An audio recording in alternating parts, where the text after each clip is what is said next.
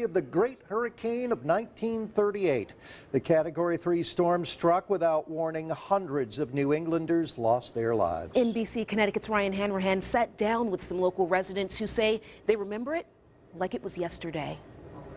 The weather on the morning of September 21st, 1938 looked fairly similar to this. It was cloudy, it was cool, it was relatively quiet. But by afternoon, the greatest hurricane to impact New England in recorded history made landfall in New Haven, changing the landscape of Connecticut. My sister and I was scared to death. Wilbur Beckwith was in 4th grade with his classmate Norman Peck in Niantic when the hurricane struck. Everything was strewn with leaves and trees. Both Norman and Wilbur both walked home from school before the worst of the storm moved ashore. One of our windows blew out, and my father grabbed a hammer and nails and a card table and nailed the card table against the window. That night, both Norman and Wilbur watched flames light up the night sky as part of Bank Street in New London burned to the ground. In Guilford, 105-year-old Edith Nettleton was the librarian at the Guilford Library that day. It was just a normal, rainy,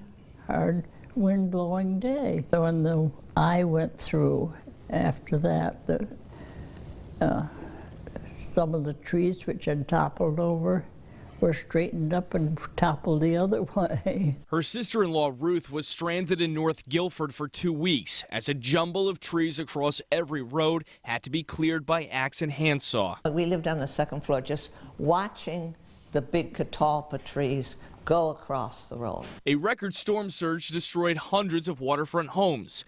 Inland, roofs were torn off houses and steeples were ripped from churches. Gordy Whitman was 8 years old. We looked at all the trees on the green, and one of us said to the other, "I'll bet we could go from Broad Street all the way down to Boston and back again on the trees that had blown down without touching the ground." So that was the game, see who could do it. Martha Rebuzzini rode out the storm with her brother in a small closet on the dairy farm she grew up on. I was very scared. I well remember the lull, and we all went outdoors and the sun came out and it was lovely.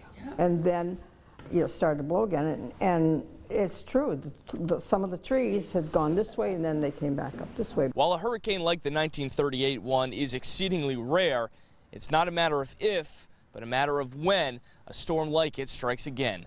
In Guilford, I'm Hanrahan, NBC Connecticut News. Never forget. On NBCConnecticut.com, you can find a slideshow of the hurricane and watch the full-length interviews with the people who lived through that storm.